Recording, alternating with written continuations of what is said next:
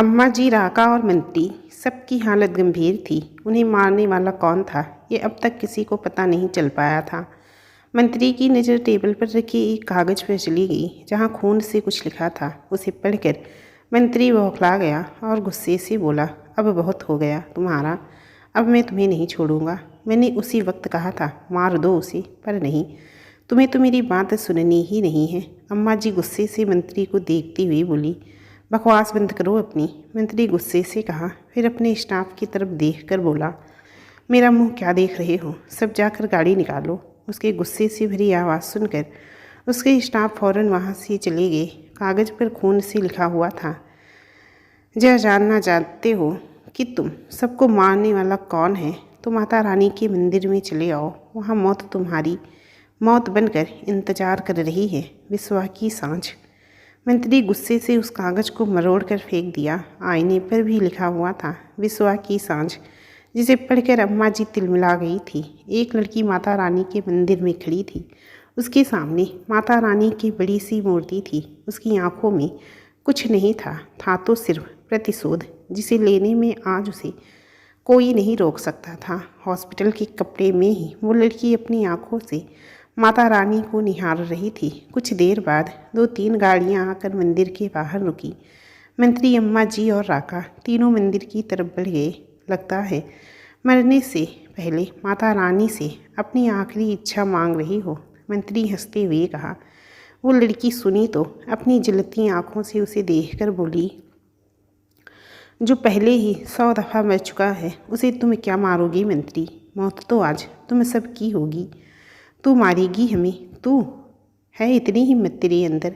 साली एक बार हाथ तो लग, तेरी सारी अकड़ निकालती हूँ मैं।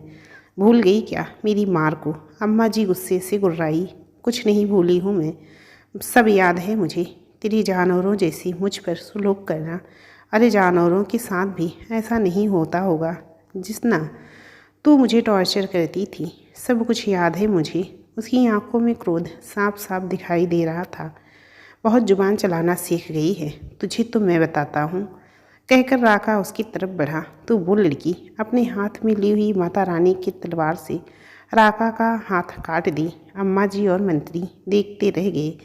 राका दर्द से चिल्लाने लगा। खून की नदी बह गई। राका पीछे खिसकने लगा तो वो लड़की उसके शर्ट का कॉलर पकड़ कर खड़ी की और गुस्से से दहाड़ते हुए बोली, कहा था ना मत छुओ मुझे वरना जल जाओगी। भड़कती हुई आगों में एक बार लपेटे में ली तो खाक हो जाओगे। नारी हूँ, नारी ही रहने दो।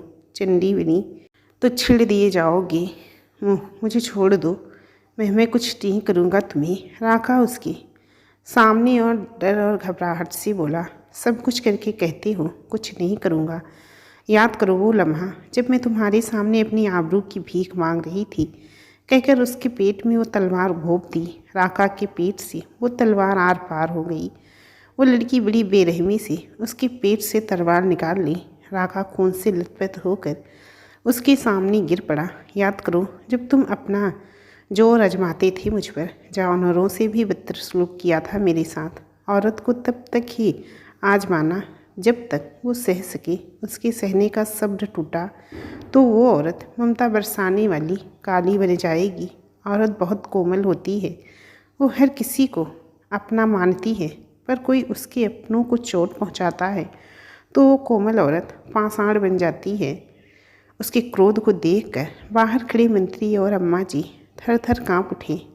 उसने राका को उसके सामने बड़ी बेरहमी से मार दिया।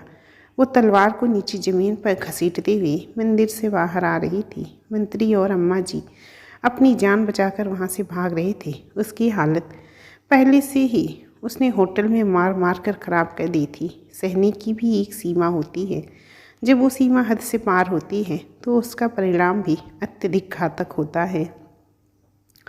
वो मंत्री के पैरों पर तलवार से तेज प्रहार की। वो वही माता रानी की चौखट के बाहर गिर पड़ा। हमेशा उसे हवस भरी निगाहों से देखने वाला मंत्री आज उसके सामने अपनी जान की भीख मांग रहा था। मृत्यु से पहले अगर पता चल जाए कि मृत्यु कितनी भयानक होगी तो इंसान की रूह कांप उठती है। वो उसके सामने ज़मीन पर खिसकते हुए पीछे जा रहा था। वो अपनी आंखों में क्रोध की अग्नि ली उसकी तरफ बढ़ रही थी।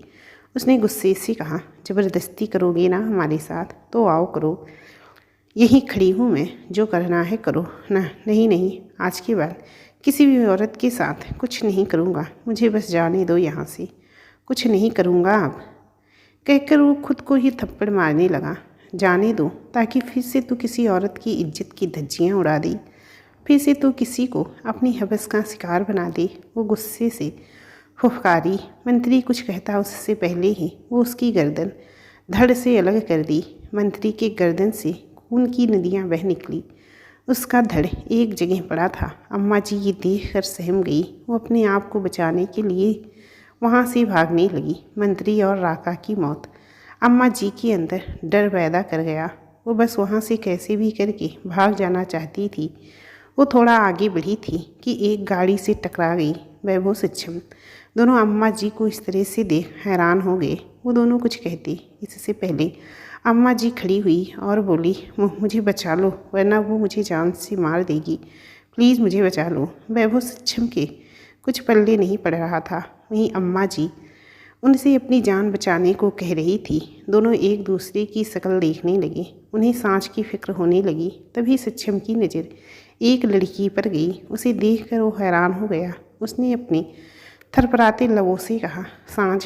वैभव की भी नज़र उस तरफ गई तो वो भी अपनी आंखों में हैरानगी लिए सांझ को देख रहा था। अम्मा जी उनसे उम्मीद लगाए उनके पीछे छुपी हुई थी। सांझ, ये सब क्या है? ये खून, ये तलवार, तुम कर क्या रही हो? वैभव उसकी फिक्र करते हुए कहा। तुम ठीक हो ना सांझ? सक्षम के चेहरे पर परेशानी झलकने लगी। सांझ खामोश खड़ी होकर अम्मा जी को देख रही थी। उसकी जलती हुई निगाहों को देखकर अम्मा जी का तन बदन खौफ से कांप उठा। वो वहाँ से भागने लगी। जब उन्हें एहसास हो गया कि वैभव सक्षम उन्हें नहीं बचा पाएंगे, पर तब तक बहुत देर हो चुकी थी। सांझ अम्मा जी के बालों को अपनी मुट्ठी में दबोच ली। आह, छोड़ दो मुझे, अम्मा जी दर्द से चिल्लाई। सांझ पीछे से उनके बालों को मुट्ठी में पकड़े हुए उनका सिर गाड़ी के बोनट पर मारने लगी। अम्मा जी के सिर से खून बहने लगा। वैभव सक्षम सांझ को रोकने की कोशिश किए, पर वो उनकी एक ना सुन सकी। अम्मा जी को मारते मारते वो वही मंदिर में लेकर चली गई। सिर से खून टपक कर उनकी कनपटी को भिगो रहा था। सांझ के साथ किया गया हर जुल्म उन्हें याद आने लगा। वो खुद एक औरत थी, पर वो सांझ का दर्द कभी समझ ना सकी। बगावत करने पर उनके जिस्म से चमड़ी निचोड़ देती थी। वो उनके सामने अपने आंसू बहाती रह जाती थी, पर उन्हें रत्ती भर भी फर्क नहीं पड़ता था। सांझ उनका सिर वहीं दीवार पर मारती रही। अम्मा जी का शरीर ढीला पड़ चुका था। सांझ से लड़ने की हिम्मत उनमें बची नहीं थी। वैभव सक्षम दौड़ते हुए मंदिर तक पहुँचे। वैभव जाकर पीछे से सांझ को पकड़ लिया। अम्मा जी वहीं गिर पड़ी। सक्षम अम्मा जी को देख नहीं अपनी गर्दन हिला दिया। सांझ इतनी बेरहमी और बेदर्दी से अम्मा जी को मारी कि सक्षम उसे देखकर घबरा गया। वैभव की बाहों में सांझ मचल रही थी। काफ़ी कोशिश के बाद भी जब सांझ शांत नहीं हुई तो मजबूरन वैभव को उस पर हाथ उठाना पड़ा। उसने तेज तर्रार थप्पड़ सांझ के गाल पर मार दिया। सक्षम उसे हैरानी से देखने लगा। सांझ कुछ नहीं बोली। वैभव उसे अपने सीने से लगा लिया। सांझ उसकी बाहों में रो पड़ी। वैभव एक भाई की तरह उसे संभाले हुए था। तभी पुलिस की जीप आकर मंदिर के बाहर रुकी। वैभव सक्षम के चेहरे पर डर पसर गया। वहीं सांझ के चेहरे का रंग जैसा था वैसा ही रहा। पुलिस यहाँ कैसे आ गई? सक्षम घबराकर बोला, मैंने बुलाया है पुलिस को। सांझ धीमी मगर शांत आवाज़ में बोली, 1 हफ्ता गुजर चुका था। इस 1 हफ्ते में एक बार भी ऐसा ना होगा जब विश्वा अपनी सांझ को ना पुकारा हो। जब से उसे होश आया था तब से वो अपनी सांझ को पुकार रहा था। सक्षम बहुत मुश्किल से उसे संभाले हुए था। रूपा, वर्षा और विनय प्रताप हादसे से एक दिन बाद ही भोपाल पहुंच गए थे। वर्षा का बहुत रिग्रेट था, इसलिए वो विश्वा के होश में आते ही उससे माफ़ी मांगने लगी। अगर वो अम्मा जी को उसका पता नहीं बताती तो वो कभी उस तक पहुंच नहीं पाती, पर अगर वो सच नहीं बताती तो शायद उसकी भी हालत सांझ रूपा जैसी हो जाती। विश्वा ने बहुत प्यार से अपनी वर्षों को समझाया कि इन सब में उसकी कोई गलती नहीं है।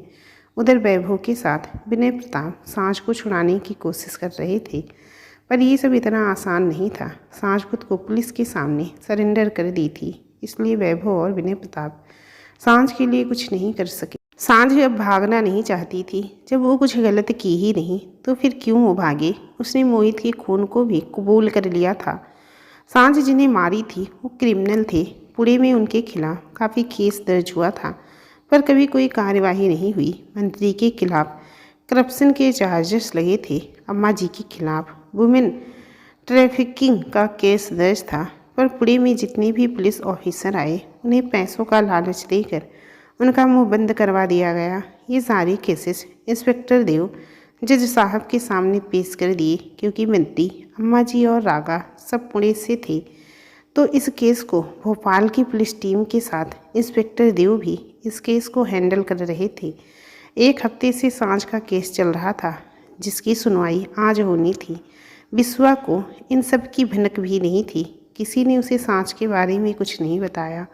वो पागलों की तरह सांझ सांझ चिल्लाता रहा, पर कोई उसे कुछ बताता ही नहीं। खुद से वो चलने की स्थिति में नहीं था। सांझ कटघरे में खड़ी थी, चेहरे पर कोई पछतावा नहीं था। जज साहब ने उसे 7 साल की कारावास की सज़ा सुनाई। सांझ ने भले ही जिसका खून किया था वो क्रिमिनल थे, पर देश के कानून नाम की भी कोई चीज़ होती है। किसी को क्या सज़ा देना और क्या नहीं, इसका फैसला अदालत करती है। वैभव और विनय प्रताप जी सुनी तो उन्हें झटका सा लगा, पर अदालत के फैसले के आगे वो भी कुछ नहीं कर सकते थे। सांझ से जज साहब अपने पक्ष में कुछ कहने को बोली तो वो कुछ वक्त के लिए अदालत से अपने साहब के साथ रहने की इजाज़त मांगी। जब तक बिस्वा ठीक नहीं हो जाता तब तक वो बिस्वा के साथ रहना चाहती थी। जज साहब सांझ की बात मान लिए और कहे कि जिस दिन बिस्वा ठीक हो गया उसके अगले दिन सांझ को 7 सालों के लिए जेल जाना होगा। सांझ ने अपनी सज़ा कबूल कर ली। अस्पताल में बिस्वा की हालत ख़राब हो गई थी। वो अपनी सांझ के लिए पागल सा हो गया था। जब से उसे होश आया था तब से वो अपनी सांझ को देखा नहीं था।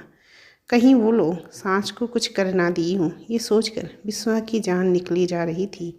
बिस्वा, ये तू क्या कर रहा है? डॉक्टर ने तुझे उठने से मना किया है, पता है ना तुझे? सच्चम उसे बेड पर लेटाते हुए कहा। अभी छोड़, नहीं लेटना मुझे। 1 हफ्ते से तो लेटा ही हुआ हूँ। मुझे अपनी सांझ के पास जाना है, कहकर वो लड़खड़ाते हुए खड़ा हुआ। वो गिरता उससे पहले सच्चम उसे पकड़ लिया। बिस्वा, संभाल खुद को यार। सांझ जहाँ भी है वो ठीक है, तो बता ना कहाँ है वो? तुझे मेरे आंसू, मेरा दर्द दिखता नहीं क्या? सक्षम, प्लीज़ बता दे मुझे, मेरी सांझ कहाँ है? बिस्वा, तू शांत हो जा प्लीज़। सक्षम, कहाँ तू? बिस्वा गुस्से से कहा। नहीं होना शांत मुझे, समझा तू? तुझे नहीं बताना तो मत बता, मैं अपनी सांझ का पता खुद लगा लूँगा। वो गुस्से से हाँफने लगा था। साहब, बिस्वा के कानों में ये आवाज़ गई तो उसकी गुस्से से भरी आंखों में आंसुओं की मोती छलक गई। वो अपनी सांझ को देखकर भावुक हो गया। सांझ वैभव के साथ बिस्वा के वार्ड के बाहर खड़ी थी। सांझ, वो लड़खड़ाते हुए कहा, और अपनी सांझ के पास जाने के लिए एक दो पग चला ही था कि डगमगाकर गिरने लगा। सांझ दौड़कर बिस्वा को अपनी बाहों में संभाल ली। साहब आप ठीक है ना? आपको कहीं लगी तो नहीं? सांझ बिस्वा को देखकर बोली। लगी है ना सांझ, बहुत जोर की लगी है। बिस्वा एकटक उसके परेशान हुए चेहरे को देखकर कहा। कहाँ लगी है? सांझ पूछी। बिस्वा ने उसका हाथ पकड़कर अपने सीने पर रख दिया और कहा, यहाँ लगी है। सांझ कुछ नहीं बोली और उसके सीने से लग गई।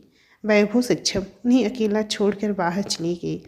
सांझ बिस्वा को अपने सीने से लगा ली। वो बच्चों की तरह रो रहा था। सांझ उसे लेकर नीचे फर्श पर बैठी हुई थी। वो लगातार एक ही बात कहे जा रहा था। मुझे माफ़ कर दो सांझ, मैं तुम्हें बचा नहीं पाया, मुझे माफ़ कर दो। बिस्वा अपने अंदर बहुत गिल्ट फील कर रहा था। सांझ उसकी आवाज़ से समझ गई थी। मैं तुम्हारी हिफाजत नहीं कर सका सांझ। मेरी आंखों के सामने वो लोग तुम्हारे साथ। बिस्वा ने कहा नहीं गया और वो अपने हाथों से अपना चेहरा छुपाकर फपक पड़ा। सांझ अपने होंठ कसकर दबा ली। वो बिस्वा का चेहरा अपने हाथों में भरी। साहब प्लीज़ रोना बंद कीजिए, आप जानते हैं ना हम आपको रोते हुए नहीं देख सकते। प्लीज़ ऐसे मत रोइए, अगर आप रोएंगे तो आपकी तबीयत ख़राब हो जाएगी। प्लीज़ रोना बंद कीजिए। सांझ उसका सिर चूम कर बोली। विस्वा उसके कमर में अपनी बाहें लपेट लिया और चेहरा उसके सीने में छुपा लिया। सांझ उसको देखकर अपनी आंखें मूंद ली। वो समझ रही थी विस्वा की हालत। अपनी आंखों के सामने अपनी बीवी को उस तरह से देखना किसी भी इंसान के लिए आसान नहीं होता। विस्वा तो लड़ा उनके साथ, पर अपनी बीवी को उनका शिकार होने से बचा नहीं पाया। जिसके साथ ही छोड़ दिया था वो उन सब से कैसे लड़ता। अपनी बीवी को ना बचा पाने का मलाल था उसे। तुम मुझसे नाराज़ थी ना सांझ? विस्वा उसके सीने पर सर रखते सुबकते हुए कहा। किसने कहा आपसे कि हम आपसे नाराज़ हैं? किसी ने नहीं कहा, पर इतना भी बेवकूफ़ नहीं हूँ जो कुछ समझ ना पाऊँ। नाराज़ थी तभी तो मुझसे मिलने नहीं आई। 1 हफ्ते से तुम्हारा नाम लेकर चिल्लाता रहता था, पर तुम नहीं आती थी। विस्वा कहा तो सांझ की आंखें भर आई। मुझसे दूर मत होना सांझ, जो सज़ा देना है पास रहकर दे दो, पर दूर मत जाया करो। विस्वा की बातें सुनकर सांझ कमज़ोर पड़ने लगी थी। वो तो उससे 7 दिन की दूरी बर्दाश्त नहीं कर पाया, तो वो अपनी सांझ के बगैर ये 7 साल कैसे रहेगा। सांझ ये सब सोच कर डर रही थी। सच बताएगी तो वो सहन नहीं कर पाएगा। उसे कुछ हुआ तो सांझ खुद को माफ़ नहीं कर पाएगी। वो ये सब सोच ही रही थी कि विस्वा उसे अपनी बातों से, उसे उसके ख्यालों से हकीकत में ले आया। वादा करो सांझ, अब तुम मुझसे दूर नहीं जाओगी। विस्वा अपनी भरी आंखों से उसे देख कर कहा। सांझ कुछ समझ नहीं पा रही थी। कैसे वादा कर दे वो, जब वो जानती थी कि विस्वा जो चाहता है वो नहीं हो सकता है। अपने साहब से वो कोई झूठा वादा नहीं कर सकती थी, इसलिए उसे अपनी बातों में गोल गोल घुमा दी। आज भी न साहब, जब से आए हैं तब से रो ही रहे हैं। पता है हम आपके लिए अपने हाथों से खीर बनाकर लाए हैं। सांझ अपने आंसू साफ करते हुए बोली। सच में? आप उठिए, हम आपके लिए खीर लेकर आते हैं। हम अपने हाथों से खिलाएंगे आपको, आप खाएंगे ना हमारे हाथ से? विस्वा खुशी से अपनी गर्दन हाँ में हिला दिया। सांझ उसे उठने में मदद की और आराम से विस्वा को बेड पर लिटा दिया। विस्वा के पीछे तकिया लगा दी और उसके बालों में हाथ घुमाकर बाहर चली गई। विस्वा सुकून से अपनी आंखें बंद कर लिया। सांझ जानती थी कि उसके पति को खीर कितना पसंद है। उसके हाथों में उसे अपनी आई की महक महसूस होती थी। विस्वा की आई जिस तरह से खीर बनाती थी, सांझ के हाथों में भी वही स्वाद रहता था। यहाँ आने से पहले वो विस्वा के लिए खीर बनाई थी। वो जानती थी विस्वा अस्पताल का खाना खाकर रूठ गया होगा, इसलिए वो उसके लिए खीर बनाकर ले आई। बाहर वर्षा एक तरफ गुमसुम सी बैठी थी। पहले जैसी वो चहकती नहीं थी, शांत सी हो गई थी। वो ज़रूरत से ज़्यादा किसी से भी बात नहीं करती थी। सक्षम वैभव उसे देखकर उदास से हो गए थे। सबको खुश करने वाली उनकी वर्षों अब हंसना भूल गई थी। वो एक हादसा उसके चेहरे की हंसी लेकर चला गया था। सांझ उसे इस तरह से देखी तो उसके पास जा बैठी। वैसा उसे नज़र चुराने लगी। सांझ उसका हाथ पकड़ ली। वर्षू दी, जो हुआ उसे भूल कर आगे बढ़िए। आपकी एक मुस्कान देखने के लिए सब कितने उदास हैं। अपने पापा को देखिए, अपनी चिड़िया को ऐसे देखकर उन्हें कितना बुरा लग रहा होगा। वैभव भैया और सक्षम भैया को देखिए, इन सब की खुशी आपसे जुड़ी है वर्षुदी। क्या वो हादसा इनकी खुशी से बढ़कर है? वर्षा रोते हुए ना में गर्दन हिला दी। तो फिर मुस्कुराइए ना, आप हमें हंसती हुई अच्छी लगती हैं। सांझ मुस्कुराकर बोली तो वर्षा उसके गले लग गई। बस कीजिए, बहुत रो चुकी हैं आप। आपको पता है साहब आपसे बहुत प्यार करते हैं, उन्हें अपनी वर्षू चहकती हुई अच्छी लगती है। सांझ बोली तो वर्षा मुस्कुरा दी। वैभव सक्षम उसे सांझ के साथ मुस्कुराते हुए देखी तो उनके चेहरे पर भी हंसी खिल गई। दूर खड़ी रूपा वैभव को निहारने लगी। वैभव की निगाहें उस पर गई तो वो यहाँ वहाँ देखने लगी। वैभव सक्षम के कंधे पर हाथ रखकर हंस दिया। विनय प्रताप अपनी बेटी को पहले की तरह मुस्कुराते हुए देखकर मुस्कुरा उठे। सांझ विस्वा के लिए एक कटोरी में खीर लेकर चली गई। बाकी सब बाहर ही खीर खाने लगे। वर्षा फिर से सच्चम के साथ झगड़ने लगी। रूपा चोर नज़रों से वैभव को देख रही थी। अचानक वैभव उसके पास आया और हल्के से उसके गालों को चूम लिया। रूपा की आंखें फैल गई। वैभव मुस्कुराते हुए सच्चम के पास चला गया। सांझ प्यार से विश्वा को खीर खिला रही थी। विश्वा एकटक उसे देखे जा रहा था। विश्वा सांझ को तंग करने के लिए अपना चेहरा इधर उधर फेर रहा था। सांझ अपने हाथ में चम्मच लिए इधर उधर कर रही थी। सांझ गुस्से से उठी और विश्वा का मुंह अपने एक हाथ से दबाकर उसके मुंह में खीर से भरी चम्मच को डाल दी। विश्वा आंखें बड़ी बड़ी की उसे देखने लगा।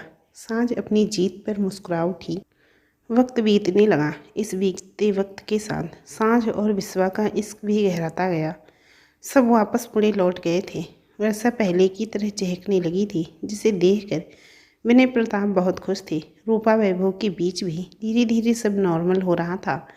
रूपा कभी नहीं बोली कि उसे वैभव से प्यार है, पर उसकी आंखों से ही वैभव उसकी मन की बात को समझ जाता था। विश्वा बहुत खुश था कि उसकी सांझ हमेशा अब उसके पास उसके साथ रहेगी। अभी वो पहले की तरह ठीक नहीं था। वो बिस्तर पर लेटा एकटक अपनी बीवी की तस्वीर को देखे जा रहा था। उसने सांझ की तस्वीर को चूम लिया और बेहद प्यार से कहा, कितनी प्यारी हो तुम सांझ, मन कहता है तुम्हें देखता जाऊं। ये तो गलत बात है ना साहब, हम आपके सामने हैं और आप हमें छोड़कर हमारी तस्वीर को प्यार कर रहे हैं। सांझ नाराज़गी से बोली, तुम ठहरो मेरे पास, तभी तो तुम्हें प्यार कर पाऊंगा ना। तुम ही दिन भर यहाँ वहाँ भागती रहती हो। विश्वा सांझ की तस्वीर को साइड टेबल पर रखते हुए कहा, अगर हम सारा दिन आपके पास बैठे रहेंगे तो काम कैसे होगा। सांझ विश्वा के पास आते हुए बोली, शिकायत भी खुद ही करती हो और जवाब भी खुद ही दे देती हो। किसी ने बिल्कुल सही कहा है क्या, यही कि बीवियों को समझना आसान नहीं है। जाने कब वो अपना रूप बदल ले। साहब, सांझ गुस्से से उसे घूरी। अरे अरे, ये क्या कर रही हो। विश्वा सांझ को देखती हुई मजाकिया लहजे में कहा, जो उसके शर्ट के बटन खोल रही थी, दिखाई नहीं दे रहा या जानबूझकर हमें परेशान कर रहे हैं। आपकी पट्टी बदली नहीं है इसलिए शर्ट उतार रही हूँ। और कुछ नहीं करोगी। विश्वा नशे से कहा, जी नहीं, मतलब मेरी इज्जत नहीं जाएगी ना। साहब आप चुप रहिए। सांझ गुस्से से बोली तो विश्वा अपनी हंसी दबाते हुए चुप हो गया। सांझ उसका शर्ट उतार दी। विश्वा आराम से बेड पर लेट गया। सांझ उसकी पट्टी बदलने लगी। उसकी आंखें भर आई थी विश्वा को इस तरह से देखकर। विश्वा गौर से उसे देख रहा था। सांझ उठी और उसकी सर की पट्टी भी बदल दी। इस बीच वो खामोश हो गई थी। चलिए जल्दी से अब मुँह खोलिए और खाना खाइए। सांझ अपने हाथों में खिचड़ी से भरी प्लेट लेते हुए बोली, सांझ ऐसे कब तक चलेगा, मुझे ये सिंपल सी खिचड़ी पसंद नहीं है। उसने अपनी नाक सिकोड़ कर कहा, जब तक आप ठीक नहीं हो जाती तब तक आपको ये सादी खिचड़ी ही खानी पड़ेगी। चलिए अब जल्दी से मुँह खोलिए। ना चाहते हुए भी विश्वा को वो खिचड़ी खानी पड़ी। सांझ उसके माथे को चूम ली। Good bye. सांझ बोली तो विश्वा तिरछी मुस्कान के साथ हंस पड़ा। एक बार ठीक हो जाने दो, फिर बताऊंगा तुम्हें कि ये गुड बॉय कितना बैड है। उसकी आंखों में बेशर्मी देखकर सांझ बस मुस्कुरा दी और विश्वा को आराम करने का बोला। खुद नीचे चली आई। शाम को सच्चम, वर्षा, वैभव, रूपा सब विश्वा के घर पर आ धमकी। सांझ सबको देखकर बेहद खुश हो गई। ये ले, तेरे नोट्स हमने बना दिए हैं। सच्चम कुछ कॉपीज़ विश्वा को देते हुए कहा, पर मैं इन नोट्स का क्या करूँगा। क्या करूँगा मतलब विश्वा, तू जानता है ना हमारी इंजीनियरिंग का लास्ट ईयर चल रहा है। जानता हूँ, पर मैंने पढ़ाई छोड़ दी थी। विश्वा सबको देखते हुए कहा, पर हम नहीं चाहते कि तू अपने सपनों को कंप्रोमाइज़ करे। खासकर सांझ नहीं चाहती। मतलब साहब, हम जानते हैं इंजीनियरिंग करना आपका सपना है और ये सपना आपके बाबा का भी है। आप हमारे कारण अपने सपनों को छोड़ेंगे, ये हम कैसे होने दे सकते हैं। ये बात तुम्हें किसने बताई। वैभव भैया ने। वैभव, विश्वा गुस्से से उसे घूरा। वो बहुत जिद कर रही थी तो मैंने बता दिया। और वैसे भी सांझ गलत नहीं है। बात सही गलत की नहीं है वैभव। मैं पिछले 6-7 महीने से कुछ पढ़ा नहीं हूँ और सबसे बड़ी बात, मेरी फीस वो कैसे भरूंगा मैं? जो था वो तो फ्लैट बुक करने और हॉस्पिटल के खर्चे में चला गया। उसकी चिंता तू मत कर, मैंने फ़ीस भर दी है। तू बस अपनी पढ़ाई पर ध्यान दे, वैभव ने कहा। तो विश्वा उसे अजीब तरह से घूरने लगा। वैभव अपने कंधे उचका दिया। सबकी जिद करने पर विश्वा ने अपनी पढ़ाई फिर से शुरू कर दी। वो कॉलेज नहीं जाता था, पर जो कुछ भी कॉलेज में पढ़ाया जाता था उसे सक्षम और वर्षा मिलकर विश्वा को समझा देती थी। वैभव को कुछ दिन बाद से कॉलेज जाना शुरू कर दिया था। वक्त अपने पंख लगाकर गुजर रहा था। विश्वा की कंडीशन भी धीरे धीरे सही हो रही थी। शाम को सांझ छत पर से सूखे कपड़े उठा रही थी। तेज हवाएं चल रही थी, जिसमें सांझ का पल्लू हवा में उड़ रहा था। विश्वा अपने रूम में बैठा पढ़ाई कर रहा था। सांझ कपड़े लेकर अपने रूम में आई और उन्हें अच्छी तरह से सड़ियाने लगी। विश्वा चोर नज़रों से सांझ को देख रहा था। सांझ उसे देखी तो बोल उठी, क्या कर रहे हैं आप? ध्यान कहाँ है आपका? मैं तो पढ़ाई कर रहा हूँ अपनी। खूब समझ आ रहा है हमें, पढ़ाई के बहाने हमें ताड़ रहे हो आप। चुपचाप आके किताब पर गड़ाइए, वरना देंगे एक। शांत विश्वा का शर्ट समेटते हुए बोली, जल्दी दो ना। विश्वा अपनी बुक को बंद करके कहा, क्या दो ना? अरे किस, तुम्हें तो बोली ना कि एक दोगी। साहब, हमने थप्पड़ की बात की थी। मतलब किसी नहीं दोगी? नहीं, अभी। अब और परेशान किए ना तो सच्ची में पीट दूंगी आपको। सांझ उसे आंख दिखाते हुए बोली। विश्वा मुंह टेढ़ा करके अपना ध्यान पढ़ाई में लगा लिया। सांझ उसे देखकर मुस्कुरा उठी। रूपा किचन में खड़ी आटे का डिब्बा उतार रही थी, जो उसके हाइट से काफ़ी ऊपर था। वो एक स्टूल लेकर आई और उस पर चढ़ गई। रूपा आसानी से आटे का डिब्बा उतार ली, पर वो उतरती उससे पहले स्टूल हिलने लगा। आटे के साथ वो नीचे धम्म से गिर पड़ी। सारा आटा फर्श पर बिखर गया और कुछ रूपा के ऊपर भी गिर गया। वैभव फ़ोन पर बातें करते हुए उधर से गुजरा तो उसकी नज़र रूपा पर गई। ना चाहते हुए भी वैभव की हंसी फूट गई। रूपा उसे घूरने लगी। अरे, आप सफ़ेद भूत क्यों बनी हुई हैं? मैं तुम्हें सफ़ेद भूत दिखाई दे रही हूँ? तुम्हें तो मैं अभी बताती हूँ। आह! रूपा जैसे ही खड़ी होने को लगी, उसकी कमर में तेज दर्द होने लगा। क्या हुआ आपको? कुछ नहीं। वैभव, बस कमर से गिरने से चोट लग गई है। ऐसा काम करती क्यों हैं आप? घर में नौकर नहीं थी क्या काम करने को? वैभव हल्के गुस्से से कहा। रूपा शांत खड़ी रही। वैभव उसके करीब गया और उसे अपने मजबूत बाहों में उठा लिया। रूपा उसे आंखें बड़ी बड़ी किए ताकने लगी। वैभव आराम से उसे बिस्तर पर लिटा दिया और खुद ड्रॉर में से मलहम लेकर रूपा के पास जाकर बैठ गया। उसने रूपा की कुर्ती सरका दी। कहा, क्या कर रहे हो तुम? कुछ नहीं। आपको लगी है ना, इसलिए बस दवाई लगा रहा हूँ आपको। मैं खुद लगा लूँगा, तुम रहने दो। रूपा को उसका छूना अजीब लग रहा था। पर आपका हाथ सही से नहीं पहुँचेगा, मैं लगा देता हूँ। वैभव कहा तो रूपा कुछ नहीं बोली। वो पेट के बल लेट गई।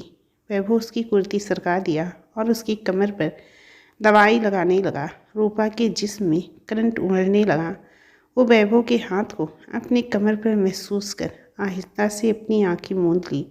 वैभव आराम से उसके कमर पर मलहम लगा रहा था। उसका ध्यान रूपा के कमर के साइड बनी तिल पर अटक गया। उसने अपनी आंखें वहाँ से हटा ली और ध्यान उसी तिल पर अटका था। उसे धीमे से अपने होंठ उसके तिल पर रख दिए। रूपा चिहुक उठी। मैंने जानबूझकर नहीं किया। वो आपका तिल मुझे बहका दिया। मुझे माफ़ कर दीजिए, वैभव घबराकर कहा। रूपा पलट गई और गौर से उसे देखने लगी, जो गर्दन झुकाकर ये सब कह रहा था। वैभव उठने लगा तो रूपा उसका हाथ पकड़कर उसे अपने ऊपर गिरा ली। वैभव कुछ समझ नहीं आया। वहीं रूपा उसके कांपते होंठ को चूम ली। इतना क्यों घबरा रहे हो? तुम्हारी ही बीवी हूँ मैं, किसी पड़ोसी की बीवी नहीं हूँ जो इतना डर रहे हो। रूपा बोली तो वैभव अटकते हुए कहा, आपको बुरा नहीं लगा हमारा किस करना? बिल्कुल भी नहीं, कहकर रूपा उसका सिर चूम ली। वैभव गहरी नज़र से उसे देखने लगा। उसकी आंखें बहने को आतुर हो गई। क्या हुआ तुम्हें? कुछ नहीं, कभी सोचा नहीं हमने कि आप कभी हमें अपना पाएंगी। डर लगता था कि आपको खुद से जोड़कर हमने कोई गलती तो नहीं कर दी। पागल हो तुमसे बेहतर हमारे लिए कोई हो ही नहीं सकता। रूपा उसके आंसू पोंछकर बोली, जो उसने आंखों से टपकाकर उसके गालों को भिगा रहे थे। वैभव उसके सर को चूम लिया। रूपा धीरे से मुस्कुरा दी। उसने अपना सिर रूपा के सीने पर रख दिया। रूपा उसके बालों में हाथ घुमाती रही। वैभव सुकून से अपनी आंखें मूंदे लेटा रहा। वक्त पंख लगाकर उड़ गया। विश्वा काफ़ी हद तक अब ठीक हो चुका था। सांझ उसकी अच्छे से देखभाल की थी। वक्त पड़ने पर वो उसकी नर्स बन जाती तो वक्त पड़ने पर उसकी दोस्त बनकर उसकी बातें सुनती। उसके दर्द में हमदर्द बनती तो उसकी मुस्कुराहट में वो भी मुस्कुरा लेती। उसके संग हंसती तो उसी के संग रोती। साहब उठिए, सुबह हो गई है, कितना सोएंगे आप? सांझ उसे उठाते हुए बोली। विश्वा अपनी आंखें मलते हुए अपनी बीवी को देखा जो उसके पास खड़ी थी। उसे देखकर विश्वा के होंठों पर मुस्कान फैल गई। वो करवट बदलकर कहा, मुझे नहीं उठना। एक तो सुबह सुबह ही अच्छी नींद आती है और तुम रोज़ सुबह ही मुझे जगा देती हो। आज नहीं उठूँगा मैं जिद करते हुए कहा तो सांझ उसका चादर खींच ली और आंख दिखाते हुए बोली, 2 मिनट में उठ जाइए वरना फिर अच्छा नहीं होगा। अच्छा क्या करोगी तुम? जाओ, मैं नहीं उठता, कहकर वो फिर से सो गया। सांझ गुस्से से उसे देखी और फिर मुस्कुराते हुए टेबल पर रखा जग का सारा पानी विश्वा के ऊपर उड़ेल दी। वो हड़बड़ा कर उठ बैठा। विश्वा गुस्से से सांझ को घूरने लगा। ये कौन सा तरीका है किसी को उठाने का? विश्वा अपने चेहरे पर से पानी पोंछते हुए कहा, मेरा तरीका है, चलिए उठिए। विश्वा मुंह बिगाड़ लिया पर सांझ के सामने उसकी एक ना चली। सांझ उसे उठने में मदद की और उसे बाथरूम में छोड़कर बाहर आ गई। विश्वा को उठाने के चक्कर में सांझ अपना काम बढ़ा ली थी। सांझ गीली सफ़ेदी को हटाकर उसे धूप में डाल दी और बिस्तर पर दूसरी सफ़ेदी बिछा दी। विश्वा बाथरूम से नहाकर बाहर आया तो सांझ उसे कुर्सी पर बैठा थी और खुद उसके गीले बाल सुखाने लगी। कवर्ड से उसके लिए लोवर और टी शर्ट निकाल कर विश्वा को दी, जिसे वो आराम से पहन लिया। विश्वा अभी खुद से ही नहीं चल पाता, अभी उसे सहारे की ज़रूरत पड़ती थी। सांझ उसका हाथ अपने कंधे पर रखी और उसे लेकर चली आई। विश्वा जाकर सोफे पर बैठ गया और टीवी देखने लगा। वहीं सांझ किचन में उसके लिए चाय बनाने चली गई। वैभव रूपा का साथ पाकर खुश था। कुछ दिन बाद से वो कॉलेज जाना शुरू कर दिया था। वैभव के मॉम डैड भी रूपा को अपनी बहू के रूप में अपना चुके थे। रूपा बहुत खुश थी कि उसे एक परिवार मिल गया, वरना उसे तो खुद के माँ बाप ने ठुकरा दिया। रूपा को अपने मम्मी पापा की बहुत याद आती थी, पर वैभव उसे संभाल लेता था। कोई कितना भी प्यार दे दे पर सगे माँ बाप सगे ही रहते हैं। शाम को वैभव रूपा को घुमाने के लिए ले गया। रूपा सिंपल सा सलवार कमीज पहनी हुई थी। गले में मंगलसूत्र और मांग में भरे सिंदूर उसे बेहद खूबसूरत बना रहा था। हाथों में चूड़ी के नाम पर बस 2 बाला पहन ली थी। पैरों में बिछिया और पायल पहनी हुई थी। वैभव ड्राइव करते हुए उसे ही निहार रहा था। रूपा उसके गाल पर हाथ रखी और बोली, गाड़ी चलाने पर ध्यान दो, मुझे घर जाकर जितनी मर्जी वो उतना निहार लेना। कहकर रूपा उसका चेहरा आगे की तरफ कर दी। जब कोई इतनी खूबसूरत बला सामने बैठी हो तो ध्यान कहीं और कैसे लगेगा? वैभव कहा तो रूपा गर्दन झुकाकर मुस्कुरा उठी। वैभव उसकी हथेली पकड़कर उसे चूम लिया। रूपा कुछ नहीं बोली। वैभव ने उसकी हथेली नहीं छोड़ी। वैभव, ये म्यूजिक सिस्टम ऑन करो ना। कैसे ऑन होता है? मुझे कुछ समझ नहीं आ रहा है। रूपा बोली तो वैभव फटाक से म्यूजिक सिस्टम ऑन कर दिया। अंग्रेजी गाना सुनकर रूपा मुँह बनाती हुई बोली, अंग्रेज चले गए पर अपनी अंग्रेजी छोड़ गए। समझ ही नहीं आ रहा ये गा रही है या रो रही है। कोई हिंदी सॉन्ग बजाओ ना। रूपा बोली तो वैभव उसे देखकर बोला, कौन सा सॉन्ग बजाऊं? कोई भी, पर अंग्रेजी नहीं। वैभव ने एक बहुत अच्छी हिंदी सॉन्ग प्ले कर दिया। रूपा खिड़की के बाहर का नज़ारा लेते हुए गाने को गुनगुनाने लगी। वैभव उसे देखकर धीमे से मुस्कुरा दिया। दिन हफ्ते महीने बीतते गए। विश्वा अब बिल्कुल पहले जैसा हो चुका था। सांझ उसका बहुत अच्छे से देखभाल की थी। वक्त पर दवाई देना, एक्सरसाइज करवाना, वक्त वक्त पर उसके जख्मों पर पट्टी बदलना, सब कुछ की वो। विश्वा जहाँ खुश था वहीं सांझ का जी घबरा रहा था, कैसे संभालेगी वो विश्वा को जब उसे सच पता चलेगा। वो तो एक पल की भी दूरी सांझ से बर्दाश्त नहीं कर पाता था। वो 7 साल उसके बगैर कैसे रह पाएगा, यही सब ख्याल सांझ को डरा रहे थे। वो बालकनी में खड़ी थी। क्या हुआ, तुम्हें इतनी चुप चुप क्यों हो? बिस्वा उसी पीछे से अपनी बाहों में भरकर कहा। कुछ नहीं साहब, बस ऐसी ही। आपकी पढ़ाई हो गई? अब दूसरा कोर्स करना चाहता हूँ। कौन सा कोर्स करना है अब आपको? रोमांस का कोर्स। करूँ क्या? विश्वा धीमे से उसके कान पर अपने होंठ रख कर कहा तो सांझ के कान गर्म हो गए। वो हकलाते हुए बोली, साहब आप क्या कर रहे हैं? वही जो तुम। सुनी, अगर ऐतराज़ है तो कोई बात नहीं, कहकर विश्वा जाने लगा तो सांझ उसका हाथ पकड़ ली। भला हमें क्यों ऐतराज़ होगा? जब आप हमें छूते हैं तो हमारे पेट में लगता है जैसे तितलियाँ उड़ रही हों। आपका छूना हमें अच्छा लगता है, पर क्या? हमारी धड़कनें बहुत तेज़ हो जाती हैं, दिल में तिरंगे जगने लगती हैं, बिल्कुल ऐसे। विश्वा उसका हाथ पकड़कर अपने सीने पर रख दिया। उसकी धड़कनें भी उसके बस में नहीं थी। सांझ अपना हाथ हटाकर अपना सिर उसके सीने पर रख दी। हाँ, ऐसे ही धड़कता है हमारा दिल आपके पास आने से। सांझ बोली तो विश्वा उसे कसकर अपनी बाहों में भर लिया और उसके माथे पर होठ रख दिया। सांझ की पकड़ उस पर कस गई। साहब, हम आपसे बहुत इश्क करते हैं, खुद से भी ज़्यादा, बेहद इश्क करते हैं हम आपसे। जानता हूँ, कहने की ज़रूरत नहीं है, तुम्हारी आंखें पढ़ लेता हूँ मैं। इन आँखों में मेरे लिए क्या है सब जानता हूँ मैं। आप हमें भूल तो नहीं जाएंगे ना? सांझ भावुक होकर बोली तो विश्वा उसका चेहरा अपने सामने करके कहा, ये कैसी बेहुदा बातें कर रही हो? भला मैं तुम्हें क्यों भूलूंगा? सांझ, कुछ बात है क्या? नहीं, हम बस यूं ही पूछ रहे थे। सांझ सकते हुए बोली तो विश्वा अपने सीने से लगा लिया। अब मुझसे दूर मत होना, वरना सह नहीं सकूँगा। सांझ की आंखें बह गई। उसकी बात सुनकर वो सच बताने की कोशिश भी करती तो उसकी मुस्कुराहट देखकर हार जाती। अगली सुबह सांझ उठी तो खुद की हालत देखकर शर्म से पानी पानी हो गई। उसकी साड़ी अस्त व्यस्त हो चुकी थी। उसकी नज़र विश्वा पर गई जो चैन से सो रहा था। माथे पर उसके बाल आ रहे थे। सांझ प्यार से उसके बालों को पीछे कर दी और उसके माथे पर होंठ रख दी। अभी कितने मासूम लग रहे हैं ये, और रात में एकदम दुष्ट बने हुए थे। दुष्ट इंसान। सब सुन रहा हूँ मैं, विश्वा आंखें बंद किए हुए कहा। आप जाग रहे हैं? विश्वा अपनी आंखें खोलकर सांझ को देखा और उसे अपने ऊपर गिरा लिया। साहब, ये आप क्या कर रहे हो? छोड़िए हमें। विश्वा उसके होठों पर अपनी उंगली रख दिया। सांझ अपनी बात अपने मुंह में ही रख ली। सांझ का पल्लू नीचे सरका हुआ था। वो पूरी तरह विश्वा के ऊपर थी। विश्वा उसके बालों को कान के पीछे करते हुए कहा, जब दुष्ट कह ही दिया तो तुम्हें अपने दुष्ट होने का परिणाम दे ही देता हूँ। नहीं, छोड़िए हमें, कल रात में बहुत परेशान किए हैं आप, अब और नहीं।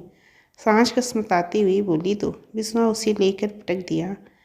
सांझ नीचे थी और विश्वा उसके ऊपर। सांझ कुछ समझती उससे पहले विश्वा उसके होठों को जकड़ लिया।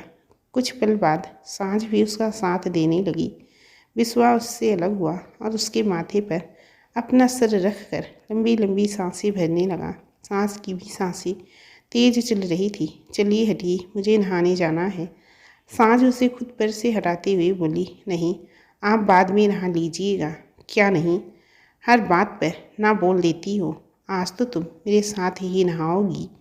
साहब, आप पागल हो गए हो क्या? हाँ, तेरी इश्क में, विश्वा कहा और सांझ को अपनी गोद में उठा लिया। दोनों के बीच अब कोई शर्म का पर्दा नहीं था। बाथरूम से दोनों की खिलखिलाने की आवाज़ आ रही थी। दोनों एक दूसरे को पानी पढ़ा रहे थे जैसे बिन मौसम बरसात हो रही हो। कुछ देर बाद दोनों साथ में नहाकर बाहर आ गए। सांझ वहीं अपने कपड़े बदलने लगी। विश्वा अपनी शर्ट की बटन लगा रहा था। सांझ अपने ब्लाउज की डोरी बांधने की कोशिश कर रही थी। जब नहीं बंधी तो वो विश्वा से बोली, साहब इसे बांध दीजिए ना, हमसे बंध नहीं रही। कहकर वो उसके आगे खड़ी हो गई। विश्वा मुस्कुरा उठा और उसकी डोरी को अच्छे से बांध दिया। सांझ अपनी साड़ी पहनने लगी। कुछ देर बाद दोनों नीचे चले आए। विश्वा चाय बनाने लगा, वहीं सांझ नाश्ते की तैयारी करने लगी। तभी डोरबेल बजी। सांझ मुस्कुराकर दरवाज़ा खोलने चली गई। उसे लगा विश्वा के दोस्त में से कोई आया होगा, पर अपने सामने इंस्पेक्टर देव को देख सांझ की मुस्कुराहट चली जाती है। कौन है सांझ? विश्वा किचन से बाहर आकर पूछा। उसके हाथों में चाय के 2 प्याले थे। इंस्पेक्टर, आप यहाँ? विश्वा इंस्पेक्टर देव को देख घबरा गया। हाँ, हम मिसेस सांझ को अरेस्ट करने आए हैं। क्या? पर क्यों? मेरी बीवी ने कुछ नहीं किया है इंस्पेक्टर। विश्वा के हाथों से चाय के प्याले फर्श पर गिर पड़े। सांझ शांत खड़ी थी। ये सवाल अपनी बीवी से पूछ लीजिए, इंस्पेक्टर देव बोले तो। विश्वा सांझ के करीब गया और उसकी बाजू पकड़कर उसे अपनी तरफ घुमा दिया। सांझ, ये इंस्पेक्टर क्या बोल रहे हैं? तुमने कुछ नहीं किया है ना? बोलो ना, तुमने कुछ नहीं किया। विश्वा कहा तो सांझ उसका हाथ अपने बाजू पर से हटा दी और बोली, इंस्पेक्टर देव सही बोल रहे हैं साहब। सांझ उसे सारी सच्चाई बता दी, जिसे सुनकर विश्वा अपना सिर पकड़ लिया। आज की ये कहानी बस यहीं तक। मिलती हूँ इस कहानी के अगले हिस्से के साथ। फ्रेंड्स, अगर आप लोग चाहते हैं कि आप लोगों से इस कहानी का कोई भी भाग ना छूटे तो प्लीज़ चैनल को सब्सक्राइब ज़रूर कर लें। चलिए फिर मिलती हूँ इस कहानी के अगले हिस्से के साथ। तब तक के लिए नमस्कार।